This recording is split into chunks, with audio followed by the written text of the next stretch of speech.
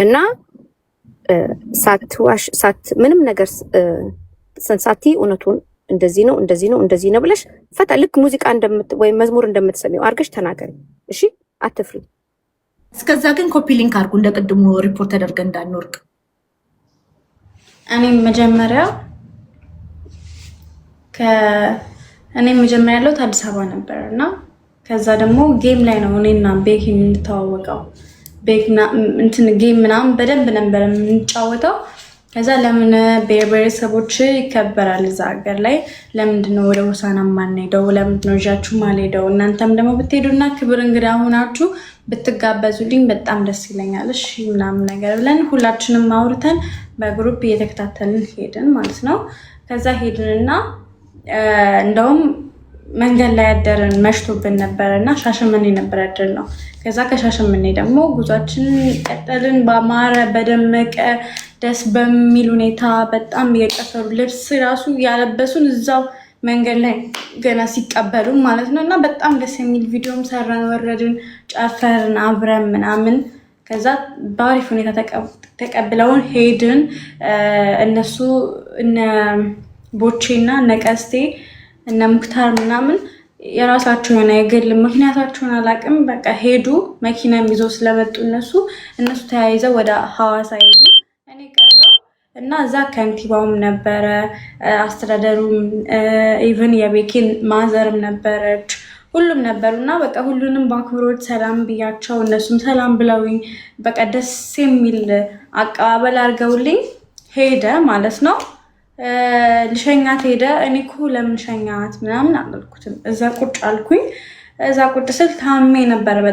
በጣም ኃይለኛ ህመም ነበር ያመመኝ። ውጭ ላይ ቁጭ ብዬ ሊያ የምትባለዋ ልጅ አገኘችኝ። በቃ ይዞሽ ምናምን አብረን እንሄዳለን ምናምን ብላኝ ከዛ በጣም ቆየ። እንደውም የሆነ ቴብል ነበር እሱ ላይ ለረዥም ሰዓት ተኛውኝ። ከዛ ተነስተን ወደ ቤት ገባን።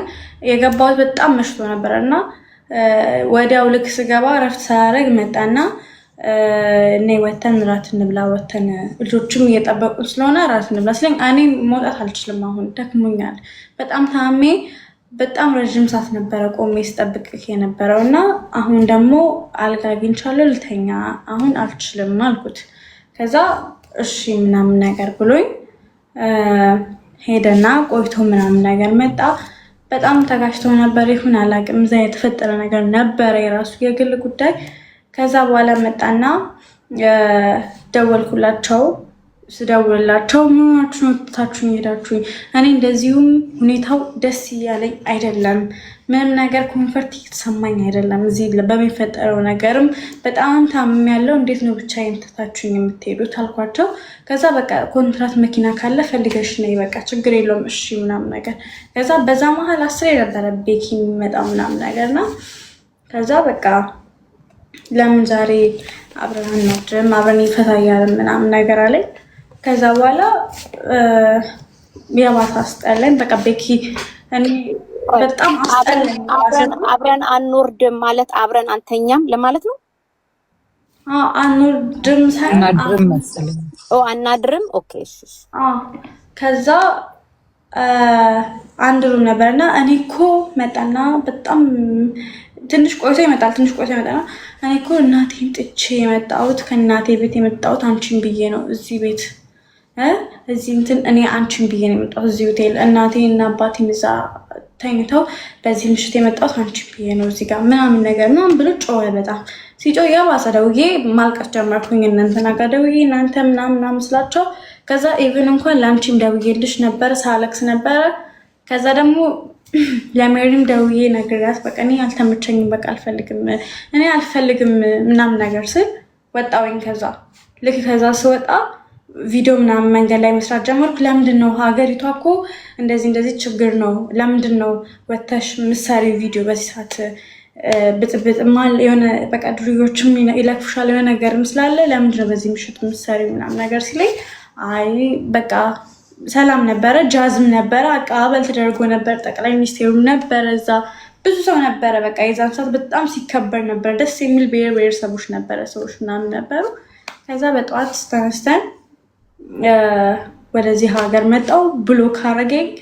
በቃ ማን ስለሆነች ነው ምናምን ነገር አልመጣት ጀመረ። ከዛ በቃ ይሄ ተፈጠረ። ወደ ሐዋሳ ገባው ከነ ቦቼ ጋር ምናምን ተገናኘው። ከዛ ከነሱ ጋር ምግብ በልተን አብረን ሆነን ከዛ እኔ ወደ አዲስ አበባ ተመለስኩኝ።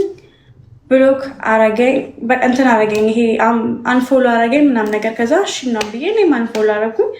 በቃ ስሜ እንዳጠሪ ምናምን ነገር የሆነ ነገር ብቻ አለኝ። እሺ ምናምን ዝም ተባባልን። በቃ ከዛ ውጭ ምንም የሆነ ነገር የለም። ድንገት አየሁት ይሄንን ነገር ማለት ነው። ይሄ ነው የተፈጠረው ነገር እና ይሄን ብሎ እንዳሰደበኝ እነሱ የተናገሩትን ሰምቼ ያው እሱ እንዳሰደበኝ ያው የተሰማኝ በዚህ እሺ በመጀመሪያ እኔ ላንቺና ለሌሎች ለሁላችሁም የምነግራችሁ ግለሰቦች ሶሻል ሚዲያ ላይ የምመጡ የግል ነውራችሁን ይዛችሁ ልክ ሲነቀባችሁ ብሄር ላይ አትላጠፉ። ለምን እኔ ሀዲያ ወደ 3 ወር ኖሬበታለሁ። ህዝቡ የተከበረ ህዝብ ነው። ህዝቡ እናትሽ እንዲህ ትሁን፣ አንቺ እንዲህ ነሽ፣ አንቺ እንዲህ ነሽ ሴትን የማንቋሸሽ አይደለም። እንደውም ሀዲያ ላይ ሴት ልጅ የተለየ ክብር አላት። በታሪክም በሌላ መንገድ መምጣት ይችላሉ። እንደዚህ አይነት ነገር ይዛችሁ ስመጡ ወይ ከመጣችሁ ሶሻል ሚዲያ ላይ ህዝቡን የሚመጥን ይዛችሁ ነው። አለበለዚያ ሴት ልጅን ወይ በተለይ ደግሞ ጣንካ በነገራችን ላይ ዋንትያ እኔ አንድ ቀን ያገኘሁሽ ይመስለኛል እንትን ሶሻል ሚዲያ ላይ እኔ ሴት ስለሆንሽ ነው። እኛ ጠንካራ ባትሆኝ ኑሮ ደካሞች ከጀርባሽ አይጣበቁ። ጠንካራ ሰው የከፈላቸውንም ነው የምናገረው። ለምን አንቺ ብቻ ስለሆንሽ አይደለም፣ ሌላ ሴትን የሚሳደባሉ፣ ሌላ ወንድም ይሳደባሉ።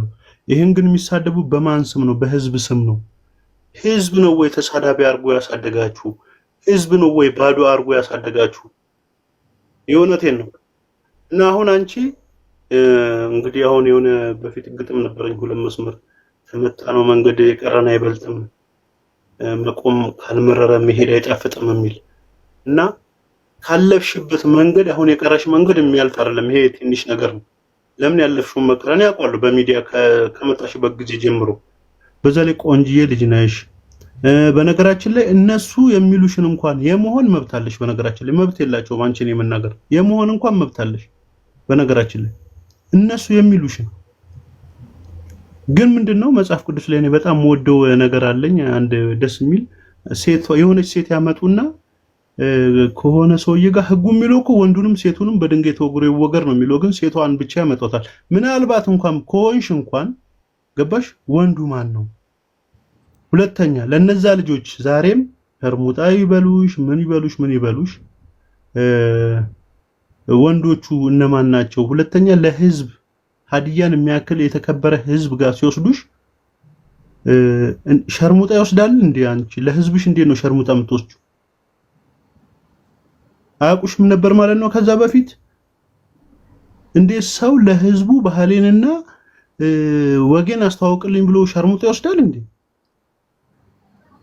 ጠንካራ ሴት ስለነበርሽ ነው ሲወስዱሽም የወሰዱሽ በዛ ነው እንጂ እኔ አሁን ለምሳሌ ለማከብረው ህዝብ ለምወደው ህዝብ እኔ ሸርሙጥናንም እኔ አልወድምም አልንቅምም። ለምን እያንዳንዱ የራሱ ምክንያት አለው። እሱ እንኳን ብትሆኝ ራሱ መብትሽ ነው በነገራችን ላይ። እሺ ምንም ነገር እንዳትሸማቀቂ። ሌላው ጠንካራ እንደ የእውነቴን ነው። አሁን እስኪ አንቺ እኔ ለራሴ ህዝብ ለሰፈሬ እንኳን ማለት ነው ሰፈሬን አስተዋውቂልኝ ብዬ ሸርሙጣ ባለጌ ነውረኛ ሴት ወንድ አልወስድም። ለምን? የተከበረ ሰው የተከበርሽ ስለነበርሽ ነው የወሰዱሽ። ጠንካራ ሴት ስለነበርሽ ነው። አለበለዚያ ህዝባቸውን ምን ያህል እንደሚንቁት ነው ለኔ ያሳዩኝ።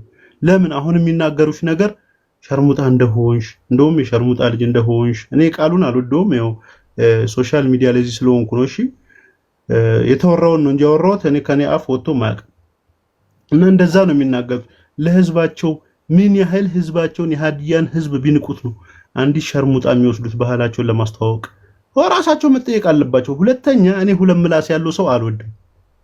ይሄ ህይወቴ ነው። እኔ ማንም ምንም አለኝ እኔ አንድና አንድ ቋሚ ማንነት አላመንኩበት ነገር ብቻዬን የመታገል አቅም ያለኝ ሰው ነኝ እንደ ግለሰብ ማለት ነው።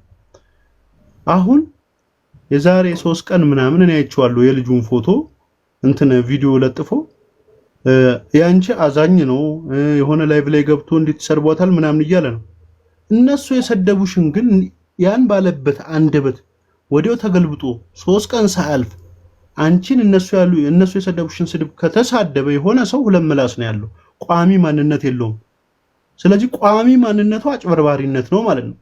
አለቅ። ሌላው የሃዲያ ልጆች ካላችሁ የኢትዮጵያ የትኛውም ብሔር ተወላጅ ነው ሀቅም ብቻ ደግፉ። እሺ አንድ ሰው በ3 ቀን ውስጥ 4 ነገር ካወራ ልክ ነው ብላችሁ ታምናላችሁ? 4 ነገር ካወራ አንዴ ይቅርታ ይላል፣ አንዴ እንደዚህ ይላል፣ አንዴ እናትሽ እንዲትሁን አንቺ ማው ሸርሙጣ ይሄን ነው ወይም እንደ እልህ ነው እንዴ? ሀቅ እኮ ነው። ተጠልቆ የሆነ እውነት መጨረሻውን ፈልጎ እኮ ነው። ወይ ሆነ ቀን ላይቭ ትገቢና እንዴት ይሰርባታል ገል የሚባል ሰውዬ ለሁለት ሆኖ እንዴት ያንቋሸዋታል ይላል። ከሁለት ቀን በኋላ ደግሞ ይመጣና እነሱ ያንቋሸሹሽን አይነት ስድብ ይሰርቡሻል። ሰው ሁለት ምላስ ካለው እባብ የሚባለው ለዛ ነው። እባብ ሁለት ምላስ ነው ያለው። ለሰው ልጅ ሁለት ምላስ አልተሰጠውም። ስለዚህ አንቺ በጣም ጠንካራ ሁኚ። በነገራችን ላይ እኔ በጣም ነው የምወድሽ ማከብርሽ። ለምን ይሁን በቃ አንድ ጠንካራ ሴት አለች፣ ሰው ራሷን አጋልጣ ሚዲያ ላይ ወጥታ ልጇን የምታሳድግ ራሷን ያሻሻለች ከፍ ያለች ሰው የሚያውቃት ሰው የሚወዳት ሴት ነሽ ብዬ ነው። ጠንካራ ሴት ሲባል አንደኛው አንቺ ነሽ።